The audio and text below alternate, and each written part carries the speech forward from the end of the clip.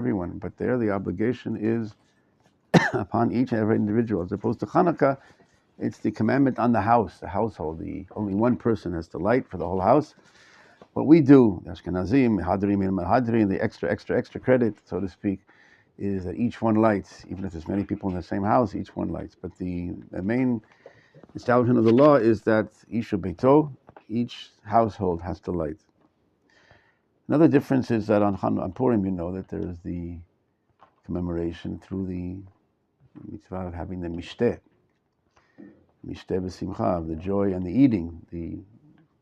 There's a meal, they commanded the Sudat mitzvah to eat on Purim. As opposed to Hanukkah, there's no Sudat mitzvah. You can eat the sufganiyot, the donuts, whatever. But there's no obligation. Actually, in the Shulchan Aruch, the Ramah says that if one sings and says praise to Hashem, then it becomes a Sudat mitzvah, more of a commanded Sudah meal. But the original law is that there's no commandment to have that meal, as opposed to Purim, the doing and establishing the holiday was with the mitzvah of the mishteh. Also in Hanukkah we say Hallel and Hoda'ah, praise to Hashem through Hallel. On Purim, there's no Hallel. So if we want to compare these things, understand the differences and why these differences, and through that we'll see maybe understanding of, like I said, the depth more of Hanukkah itself. The beginning of the Torah starts with the creation of the world, Bereshit bara Elokim. God created the heaven and earth. And then it says in the third verse, Vahi or, let there be light. And light is not just the physical creation of light in the world, but light represents let there be the ideal, the goal, the purpose of all of the goal of that creation of the heaven and earth and all that there is, as to reach a certain goal, to reach a certain manifestation of that, the light of God, the good of God, that absolute good for all of creation, for which He created the world. That is the goal of creation. But till that goal is reached and fulfilled, we go through 3,000 years of history of forces that try to hold up that light, negate that light. And ultimately, and that's part of the goal, that the overcoming, dealing with all those obstacles and overcoming them shows the greatness, the scope, the strength, the ultimate totality of that good that permeates all, that uplifts all, that defeats all, that overcomes all those that you thought maybe could destroy it or hold it up. So the goal of creation, the beginning of creation, was said to be, let there be light. The rabbis in the Midrash bring down on those verses that give this overview of history, all the few thousand years of history of how that goal comes to expression, how that let there be light. Okay, before that, like I said, there's different forces that we have a long road to try to hold up that light. And the Maral also brings down the Midrash on those verses, beginning in Bereshit Rabbah. It says the earth was desolate and turmoil, there was darkness upon the face of the abyss, and the Spirit of God hovered upon the face of the water. Right? That's right at the beginning of Bereshit. Tohu vavohu v'choshech al pnei ta'om. Rabbi Shimon says this is referring to the empires. There are 4 empires. Throughout the historical development of humanity, of all of creation, this light will have to first go through other forces, these 4 empires in human history that will try to, like I said, hold up, prevent that light. The first one is Tohu, the desolate. That refers to, the rabbis say, the empire of Babel, the Babylonian empire. And they give the verses why each one is referred to that empire. Turmoil, that refers to the empire of Madai, the Persian empire. Iran, that's in the reference to Haman, the minister of the Persian empire. Darkness refers to the empire of Yavan, which darkened the eyes of Israel through its decrees. and the face of the abyss, this empty, the Tahom, this long, this giant, seemingly endless pit, that is the empire of Rome, the Edom, the Roman kingdom, the final, fourth and final kingdom. And the Spirit of God hovered over, like Ruach Elokim Achrepet, that's the Spirit of God hovered over the waters. That's the Spirit of the Mashiach. That's when we have the fulfillment of the beginning of creation is finally ultimately expressed and revealed, manifested in the kingdom of the Mashiach, the fourth, the fifth, the kingdom that after these four empires that try to quench that light, ultimately that light is revealed through that messianic kingdom. So that's the rabbis talking about these four empires. The truth is, the Maharal starts his book. I very highly suggest the book, The Mitzvah Candle, which is called the Ner Mitzvah in Hebrew, the Maharal in Prague, about Hanukkah and the depth, and he goes through a lot of interesting things, really interesting, good translation, a lot of footnotes and extra historical background. But the Maharal starts the book with, again, this whole holistic view of all of history, not the details or whatever. Here he's talking about, he brings down the prophecy of Daniel in chapter 7, who also has the prophecy of these four kingdoms that we will go through. And there, I don't want to go into details, I don't have that much time, but he sees these four kingdoms. The first one is like a lion with the wings of an eagle. The second kingdom is like a beast, like a bear. The third is like a leopard. And the fourth kingdom was dreadful, terrible, and very strong. It had iron teeth and devoured and broke into pieces, stamping on the remains with its feet. It was different from all the other beasts before. It had 10 horns. The rabbis talk about this, Rav Sadiq and others, how the final kingdom has like these 10 sub-empires,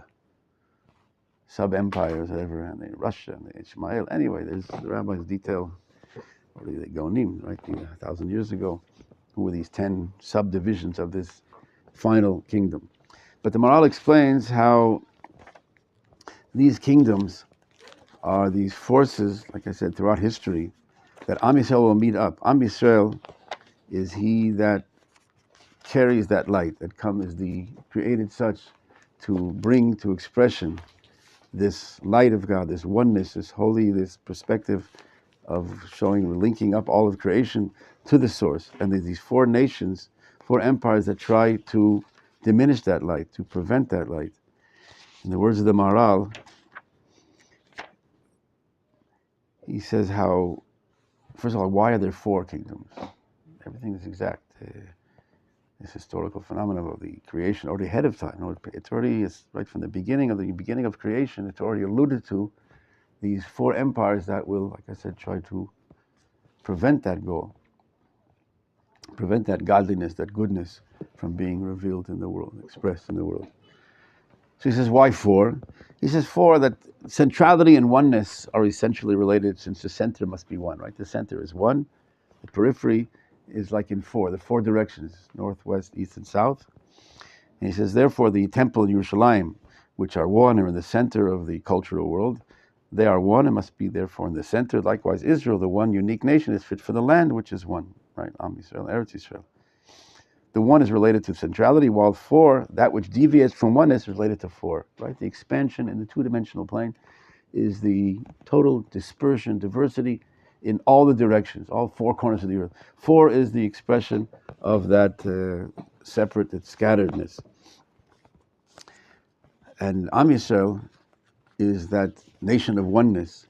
He brings the verse that we cite often of that Am Yisrael was created to express that oneness in the world, that God's name in the world, this good, this justice, this absolute truth, this transcending divine content in this world, to attach it to this world, to attach this world, to plug in this world to something much greater. And he brings in that verse, Amzu yitzarti liti latif saperos. You have to say it in Hebrew, because Amzu, this nation have I created unto me, to say my name in the world.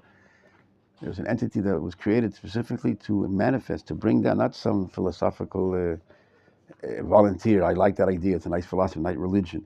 But there was a creation in the world that has this unity, this sort of this oneness that comes down into this world, created such, and he called Zu, Amzu. Zu is about Zayin Vav, the number equivalent, which the Maharal deals with a lot. The number is the numerology. I don't know numerology what it's called, but the significance of numbers in the Maral is a lot of his books talks about it, and we'll see maybe later regarding Hanukkah.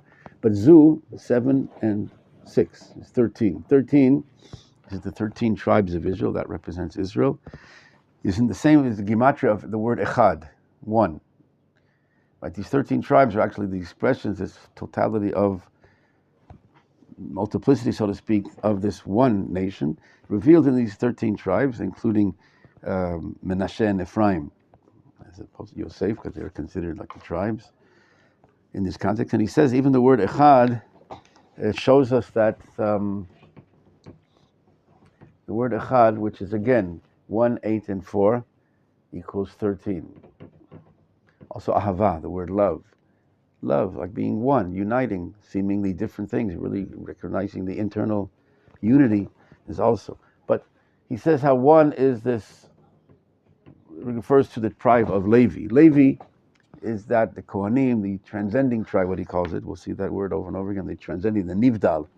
If you read the Mara, the Nivdal. Nivdal is that which transcends. There's the earthly, the physical, the material, and there's the transcending, the divine, the above and beyond. It doesn't start from this world, not a function of this world. It's from the spiritual roots, has no limits. The finite, the physical is bordered, finite, limited, and mortal. The spiritual, the Nivdal, the holy, is limitless. And that he shows how Am Yisrael has this Nivdal quality, which we'll get to is the whole topic of Hanukkah, the miracle of the realization and revelation of that there is such a thing of something Nivdal, something beyond this world, doesn't start from this world. But then he says how there's 8, right? Chet is 8, the 8 children of Rachel and Leah, and there's 4 of the tribes of the midwives. What do they call them in English? The maidservants of Yaakov. So this is the Amzu, this is the nation, and he explains the 4 empires, however, nullify the oneness of God. How? How do you nullify the oneness? Like I said, these 4 functions, these 4 empires that come to try to hold up that one, that light, that unity of godliness, that the source of all, that expresses and fulfills and uplifts all of creation, all the multiplicity. It's not multiplicity separate, it's a oneness that is revealed in the diversity. The problem is that diversity sees it itself as separate. There's 4, millions, infinite, but in the expression of that multiplicity is these 4 directions that go against it. There's no other, there's no one, there's just separation, each one for himself. So these 4 empires, I'm reading the Maral and their mitzvah, the mitzvah candle, they nullify the oneness of God in the world. How? By usurping the dominion from Israel, who evidences oneness. We said, Am Yisrael is it says also in Yeshayahu, Atemeda, you are my witnesses. You testify, you express, you reveal my oneness in this world. There are 4 forces that we deal with throughout history that come to deny that oneness. In other words, they try to succeed. We'll see with a measure of success temporarily of holding up that light of Israel, of usurping the content of the Jewish people. And as Rav Druckmann, also the Maral, he talks about it. Each one of these 4 empires had a different method of doing so, of preventing that light, or trying to hold up that light, or usurping the kingdom of Israel, of getting rid of the light of the Jewish people. Simply, the first kingdom, Bavel, the Babylonian Empire, how did they try to get rid of the light of Israel? The Torah, the Neshama, the divine content revealed to the Jewish people. Their simple solution, exile, Babylonian exile. Take the Jews out of their place, take the tree out of its natural habitat. The Jews outside the land, we saw the Gemara in Chagiga, page 5b. The Jews outside the land, you have no greater cancellation of Torah than this. The Jewish people reveal the Torah by living as a nation, kingdom of priests, a holy nation in the land of Israel. The Torah is revealed in its fullness, prophecy, and all the things we've been learning and discussing. Take the Jews outside the land, they don't have that anymore, that full manifestation of the Torah, the divine light that comes to the Jewish people. Individuals, yes, learning Torah, teaching Torah, fulfilling Torah, the commandments. But that we spoke, I don't want to repeat everything that we spoke about at a different level completely, not just individuals trying to keep alive a little spark here, the lung machine, the kidney machine, is separated, fractured, but as opposed to this kingdom of priests and holy nation, the Jewish people, through which the total name of God is revealed to the Jewish people in the land of Israel. So much so we saw in Yechezkel 36 that God tells the prophet, the Jews outside the land is a chilul Hashem, desecration of my name. That's the name, this light of God, the goal of God, that my name of God, this divine ideal of creation is revealed through the Jews in the land of Israel. When they're outside the land, right, two pieces of metal, conduct. Plastic Jews outside the land and non-Jews in Israel don't conduct. This created entity that reveals this name of God, this light. Vahior, let there be light. Let there be this goodness permeate all of existence, is revealed to the Jews in the land. Take the Jews outside the land. There's no vehicle anymore for that full, total expression of God's name. So that was the first attempt, Bavel, this first kingdom. Their method of, so to speak, of usurping, taking away the godliness from the Jewish people.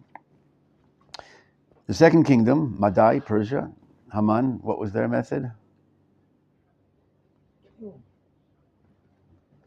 Kill them, right? Physical, man, woman, and child, destroy them, Rabbi, what it says there in the Megillat Esther. Destroy physically, annihilation, physical annihilation. You get rid of those that bear the light, there'll be no light. How do you get rid of the light? You get rid of all those that are holding it. Yavan, our holiday that we're commemorating this week, Hashem. The Greek kingdom comes to, they killed also physically, but the main thing was the spiritual destruction, the cultural, right, the Hellenists, whatever, to this culture that there is no God, there is nothing beyond, there is no transcending. What you see is what you get. This is the world, the physical, the material, the human intellect on one side, they had also Athens, Sparta, or the physical body. That's what there is. This is the world. There's no transcending, supernal content and reality that that gives this world meaning and purpose. This is what there is. What you see, like these branches, they are independent. The physical world is all there is. And that culture succeeded to a great extent to the Hellenists, the Jews. Many went after that culture. So that was again, we'll get back to that, but that was the third kingdom that tried to, the spiritual destruction, taking away, going against the light. They had intellect, right, human intellect. They were against the Torah, the decrees they made, like to declare on the Midrash, to put on the ox and say we have no portion on the God of Israel. They commanded the people of Israel to inscribe on the horn of an ox that they have no part in the God of Israel. Wisdom, human wisdom, Torah. Maybe you have Jewish philosophy. You put on the book of the shelf of books of philosophy, but nothing. They're not transcendent, not divine, something beyond this world. There's no transcending. And certainly that intervenes, so to speak, and guides this world, and directs this world, and raises this world. No, this is the world as is. The fourth kingdom. So we had the exile, the physical destruction, spiritual. What's left? The fourth kingdom does them all the three methods put together in greater quantity and greater quality. That's why it looks like at the home, this vast, what do they call it in English? Abyss, this seemingly endless pit, it goes on, this kingdom for 2,000 years. Physical destruction, spiritual destruction, exile, 2,000 years. That is the incessant attempts to destroy the culture of Israel and the physical bodies of Israel. But the Rambam writes how the Ger Teman brings down these verses that all the vessels from Yeshayahu, that all the vessels that will come upon you, these two types of vessels, the physical destruction, the spiritual, will not be able to succeed. You will continue. And at the end, like the Maharal says, like the end of that rule, there's like when the candle before it goes out, like it makes the last stand, the last attempt, realizing it's the opposition is going to be so great, before it goes out, it even gets even stronger. Or in the words of the Maharal, when the reestablishment of the kingdom of Israel, that kingdom after our kingdom, after the fourth kingdom, when the reestablishment of the kingdom of Israel is imminent, and the forces of disorder must be doubly active to remain effective. In other words, the time yet, not when it's fulfilled, it's about to be overcome, this fourth and final kingdom. And it tries to make like it its last stand to overcome, to stay alive, to remain. So it does gathers all of its efforts. So we see even a greater attempt in the Holocaust to the physical destruction of the Jewish people, final solution, God forbid. In Russia, trying to take it to spiritual, to decrees, what the Greeks did, a decree against the Milah, the Brit Milah. Rabbi Druckmann says the Russians, like they were against the Milah, the spoken word. Not that they couldn't learn Hebrew, they couldn't speak Hebrew, Zionism, any Hebrew Jewish culture, to take away, to strip them from any connection to Jewish history and culture. And also even after the Holocaust, Jews are coming back to Israel. The British kingdom makes the white paper, the Jews can't come back, preventing them from making Aliyah, coming to the land of Israel. So these final attempts to stop this light of God from being expressed through, again, the return of the Jewish kingdom. Because our kingdom is not like, again, coming back just to be strong again, to rule. It's our kingdom, like he says, is a representation of the dominion of God in this world. The Midrash, Rav Druckmann brings a Midrash that says how in the Tehillim chapter 2, which is talking about Gog and Magog and the Mashiach, chapter 2 in the Psalms. Rama Lakshu Goy, why are the nations rising up like the waters, like the sea? So Chazal say this is like waves, these giant waves that approach the seashore, very strong. They're about to overcome this giant wave is going to get rid of the sand on the beach, so to speak. And it comes, and the rabbis portray it as it mishtachaveh. It comes down and bows down before these little grains of sand on the beach. This big wave like bows down and surrenders, so to speak, to these seemingly small sand on the beach. Then comes another wave and says, no, I'm smarter. I'm not going to do the mistake that he did. I'll be finally able to overcome. The second kingdom comes, the Persians and the Greeks, each one comes and says, no, I have the power. I can do it. I will succeed. And then ultimately, the same fate of bowing down, so to speak. And I'll draw in the conclusion. Therefore, we see that is what reveals the eternity of the Jewish people, Netzach Yisrael, the eternity of Israel, that nothing can stop. Ultimately, there are these kingdoms, there's attempts, but ultimately, the overcoming, the victory of the Jewish people, how do you say, not just the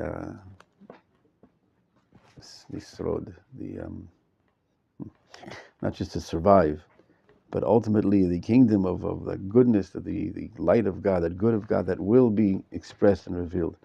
That's what comes to expression. And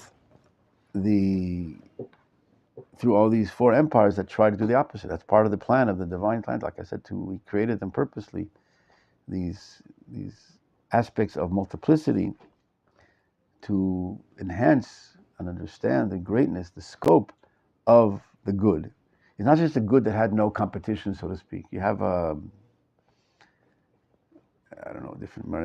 team that goes out on the basketball court, whatever, and manages to put in, the basket, whatever, gets all these goals, or a football game gets all these goals, and the guy says, well, there's no competition, there's no computer on the field. The whole game is what makes it is when you have a competition that tries to prevent you from putting in that goal, and you still succeed. That's the victory.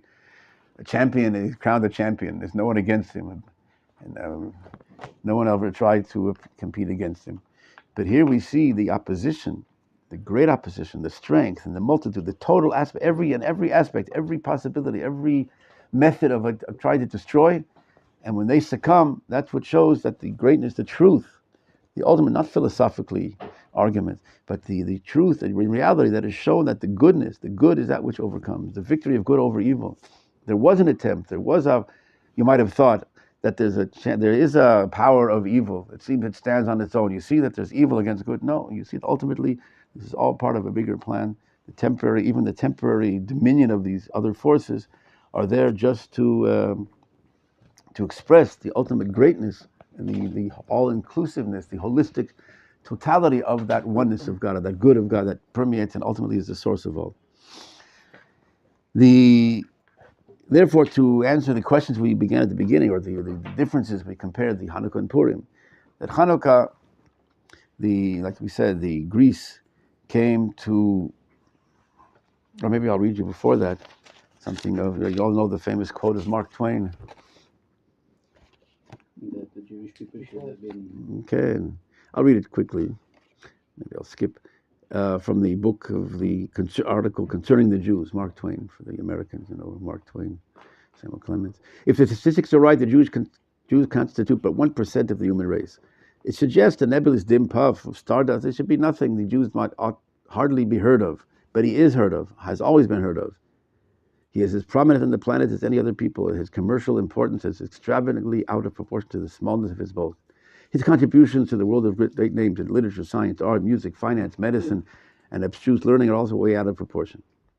He has made a marvelous fight in the world in all the ages, and has done it with his hands tied behind him.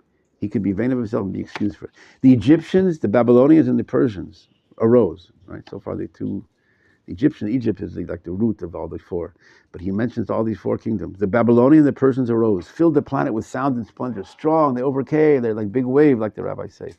And they faded to dream stuff and passed away. The Greek and the Romans, right, the third and fourth kingdoms, the Greek and the Romans followed and made a vast noise, and they're gone.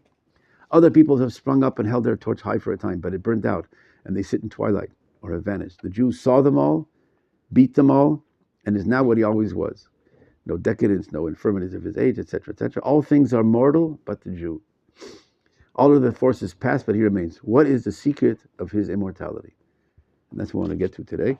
That is Hanukkah will give the answer to that, which showed the answer to that immortality. So to get back to we mentioned the differences between Hanukkah and Purim, because Hanukkah, again, they came to quench the light of the house of Israel, the light that we bring, this divine content of this transcending good that is beyond any human understanding, and not just a product of human thought, of expectation of some great image we have of some perfect world, but that's all called from the world as it is. We have our senses. We pick up a better world, less war, less killing, less suffering, but the world as it is. But the world that God has prepared for the world, a good that is even beyond that, that's also true. But it's much more than that. The world has, we're connecting to ourselves and the world to something much greater than the limits of our finite understanding of the world as it is today. And they were against that. And therefore, as opposed to Yavan, we light the candles, we light the house, the menacha, each house, the house of Israel, because the attempt was to destroy the light of the house of Israel. So therefore, we light each house. As opposed to Purim, they come to destroy every physical body, man, woman, and child. And therefore, the expression of the joy and the commemoration of that victory is in the physical way of the eating. Each body show they try to destroy the body. That's how the rabbis explain. The Levush and the Shulchan Aruch, they came to destroy the bodies, that to get us to not to be able to eat and to be happy. So we celebrate by eating, etc. At Hanukkah, we said it's not so much the eating, it's more the spiritual, right? The Hallel and Hoda'ah, we say praise, and through the prayers. The question is, though, what is that? What is the answer to Mark Twain? What is the secret of our eternity? That is what's found in the miracle of Hanukkah. The Gemara in Shabbat that I mentioned says, "What is Hanukkah?" And I was saying when the 25th of when they came into the tabernacle. How do you say the tabernacle? They came into the temple, the temple, and they defiled all the oils, and they found, after we overcame them, Chashmonaim, the Kohanim, they found the one flask of oil, which has lasted for 1 day, and it lasted for 8 days, and the miracle, therefore we light. The Maral, again, goes through every detail here and shows the significance of the expression, the realization, and again, not philosophically, the reality of this Nivdal, the level. The level of the Jewish people that don't come from this dimension of the physical world, the material world, which is limited and finite, which can be overtaken and destroyed. The Jewish people have the inner level. Cook explains there's two sides of the Jewish people. We have this divine, transcending, neshama, spiritual identity, essence, life force, the collective. And then individuals have the free will, individual free will, how much you live according to that and express that. But the first level, that skula, that divine inner, what he calls the nivda level, the Ramaral, the transcending divine level, that is immutable. That is not man-made. It's not, cannot be physically destroyed spiritually. That's not something from this world, that anything in this world, any bombs can destroy it. And that, he explains how is, they came to destroy. They had only human wisdom, and they came against that which they saw as the nivdal, the Torah wisdom, that which is the divine of the Torah, that they were against totally. They cannot stand that, that bothered them. Human wisdom is okay, but to announce that they said something beyond that. So that's why the miracle, he says, took place in the menorah, which is the Torah and the temple are united. Why 8 days? 8 days, he says, that's the symbolic of what level? 8? Above nature. Above nature. Nature is like the world's created in 6 days, and the 7th day, Shabbat, and that which transcends nature is the 8th day, like the Brit Milah, born uncircumcised, the natural level, and then the 8th day, the circumcision that enters you, connects you to the inner, the transcending level. So too in Tehillim 119, the longest chapter in Tehillim. It's all about the Torah, that chapter. David HaMelech talks about, praises the Torah, and there's it's comprised of 8 verses of each letter. In other words, Aleph, 8 verses that start with the letter Aleph, 8 verses that start with the letter Bet, 8 verses. 8, again, is just beyond it. Torah is divine. So each letter, all the Aleph Bet is included 8 times, 176, right? 8 times 22. This is the same reason in the chapter 19 in Tehillim has 7 verses that, I'll read the Maharal. The first 7 verses describe the splendor and sophistication of the natural world. They correspond to the 7 days of the natural world, of the physical world. The 8th verse corresponds to that which is above nature, to the Torah, right? And the 8th verse of that Tehillim 19 talks about the uniqueness of Torah. So the first 7, again, 7 is the natural world, the beauty, the grandeur of this world. And the 8th starts again talking about the supernal, the divine. So too, the Shavuot, we count 7 weeks till Shavuot, and after that is Shavuot, receiving the Torah. That which belongs to Torah is like after the 7th, is beyond the 7th. So too, he explains how it says they came into the Heichal. The Greeks managed to go into the Heichal, the holy part of the temple, not the Holy of Holies, but the holy part, and they defile the oils. And the words he writes he shows how the word Heichal is the number equivalent of 65. Yavan, Yud Vav Nun, is 66. So he says they had the power to overtake. They managed to, the oil is the wisdom, right? The oil is that which you anoint the vessels to enter holiness, right? To inaugurate them to holiness. The oil represents this holiness, the transcend. They defiled all the oils. Their culture defiled the spirituality of the Jewish people. The majority of the Jews went after that and followed this amazing culture of splendor, of wow, the human body, and also the philosophy in this world, as it is, the wisdom of understanding this world. And they went after that. So they managed to defile that, but there's a level that's beyond that, the Holy of Holies. That they couldn't defile. That's that transcending level, that divine level, the Holy of Holies. That's the Kohen Gadol. Where did they find the flask? It says the flask with the seal of the Kohen Gadol. He enters. He's on the level of the Holy of Holies, at the transcending level. A certain level of spirituality, they had the power to overcome. Their 66 overcame the 65. However, the transcending level, the Kohen Gadol, the flask with his seal, that they couldn't contaminate. And that's that level that is above the surface. In other words, you can cut off all the branches, God forbid. You can kill the Jewish people, and they even contaminate the oil, the spirituality, understanding of the Torah, their spiritual, their culture. But there's a level beyond that, underneath, or beyond, this metaphor of the tree, like to the root level. That is beyond human contamination. That behind any human hands cannot defile that. Nothing from this world can change that. That is this divine, what he calls the nivdal, this transcending level. And that is what is represented in Chanukah. That little flask of oil, which will last only one day, which by the laws of nature should last only one day.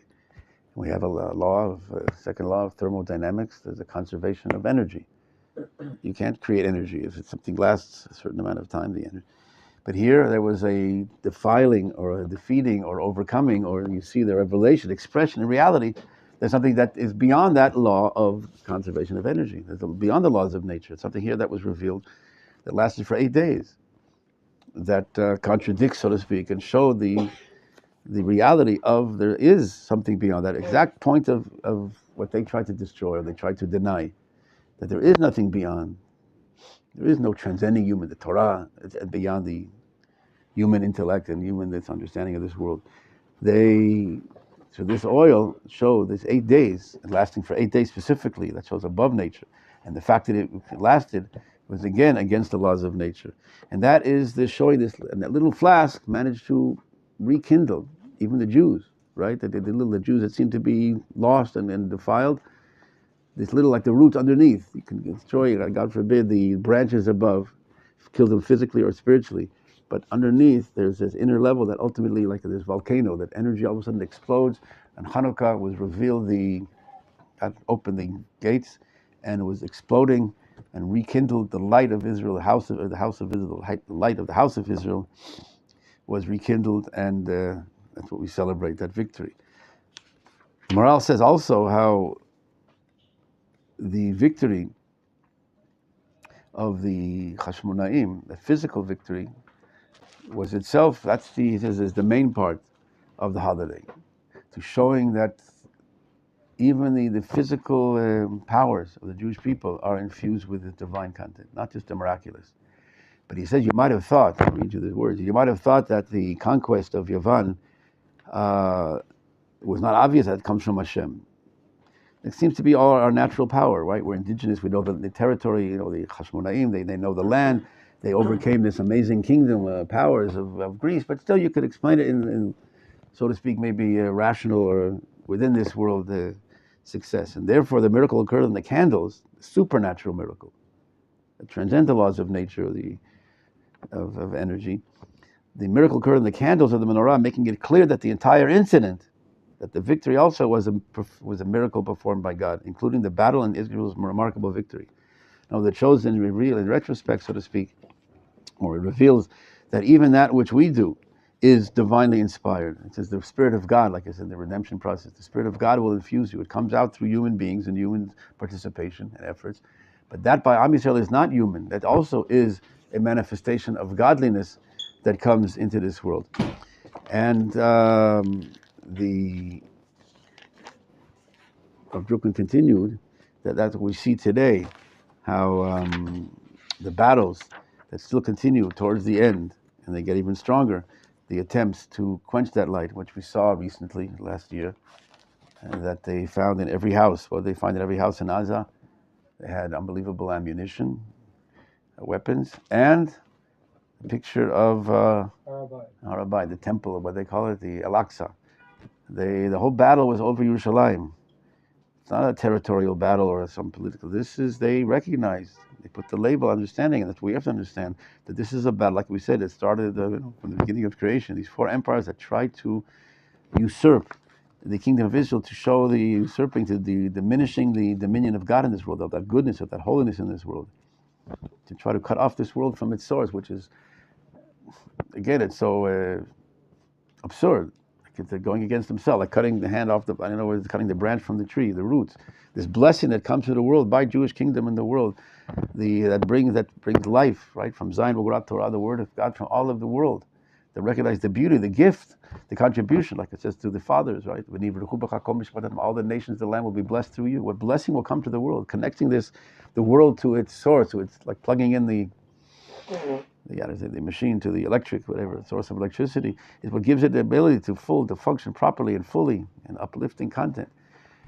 But unfortunately, towards the end, all these 4 empires that try to hold up that light, that prevent all that, and at the end is even a greater attempt. And we see again clearly now, even vocally expressed, that their goal is to try to hold up that light of the house of Israel. And we are sure, like I said, that there's the victory. The secret of the immortality of the Jewish people, what he asked Mark Twain, is in the fact that it's not a product of of human efforts. The nation of Israel is not a human creation, a man-made from this world. The function that nations rise and fall, a connection of they get together in a land, common history and language, and then they develop. Nations rise and they also fall. But this nation was created from the beginning of creation, as we saw, the goal that the vehicle that will express His name in the world, that will bring this good to the world, bring to all of mankind, all of reality. And that can't be destroyed. There's nothing that in this world that can destroy it. It's not. So all these attempts to destroy it are just actually coming and bring out more, how to say, to emphasize, like I said, the extent and the scope of that goodness, how it has opposition, it has what you thought was ability to try to hold it up in these four kingdoms, the Babylonian, the Persians, and the Greek, and the Roman. But ultimately, what is revealed is that Netzach Yisrael lo yishaker, the eternity of Israel, will not fall, and that is the secret of our immortality, of the blessing that we carry. Again, that comes with that God created the world such that there's a vehicle, that unity, that source of oneness that we said, that brings that oneness and good to all of creation. And then in the future, right, then God's name will be where we end the prayers soon, at the end of every prayer, V'alen l'shabeach, the verse from Zechariah 14, that God will be one, His name will be one. This oneness of God, this oneness of goodness, of holiness that permeates all. What does it mean? God will be one, His name will be one. God is always one, but we said His name is how it's expressed, how it's revealed. That inner oneness, that inner truth, that inner good of unity of all of mankind, all of creation, all the nations. Instead of fighting, each one seeing themselves as, again, without any unifying source. It's just one. There's just again, separation, scattering. That's what the Maharal also talked about. The Gemara in Menachot, page 29, how it says this world was created with a Hey, and the world to come with a Yud. And the Yud is this tiny, undividable point that represents that divine, that inner nivdal, that transcending content. And the world of the Hey is made up of a Dalet and a Yud. But there's inner Yud, but there's a Dalet, the four, like we said, the scattering, the multiplicity, diversity, in totality, in the two-dimensional plane is expressed by the four corners of the earth, the north, west, south, and east. So this world looks to be separate, but ultimately there's an inner one that is the root of it all, and ultimately will unify it all and bring all of mankind, not to destroy the nations. All the four will now be destroyed. All the nations will be gotten rid of, just Israel. It's the opposite, the one that will give the life and the meaning, the connection, like the plugging in of the four to their one source. The recognition of God's oneness is the blessing to all. And now the recognition how we're all one, we're all part of extensions and unique instruments in this unbelievable symphony of reality of creation, of nations. Each one has its unique contribution, but not one against the other, separate and opposing forces. There's a root, and then Am Yisrael is that Amzu, that one unifying force that will bring and facilitate this one, and the nations will recognize that. They'll come up to Zion, like it says in chapter 2 in Yeshayahu that we said this morning, right? They'll come up to the nation, show us the ways of how to express and live that oneness, that harmony, that using all our powers for good, for expressing that goodness and holiness and justice and truth in the world, not to use our wisdom to help and to fight. He said, no longer they will rise up, war against each other. They'll beat their swords into plowshares, and from Zion will Torah and the word of God from Yerushalayim. Hopefully soon in our days we're bringing that about by more understanding our goal and our content of our mission. What are we doing in the land of Israel? What are we fighting for? What are we living for here? The more we understand that, the more that comes to expression. And B'ezrat Hashem, that's what we're trying to do. And the fulfillment of that Hanukkah, like especially this Hanukkah, again, we'll see more of this hopefully expressed content of this oneness of Israel to bring the world to its ultimate goodness. Vahior, let there be light. B'ezrat Hashem, in our days soon.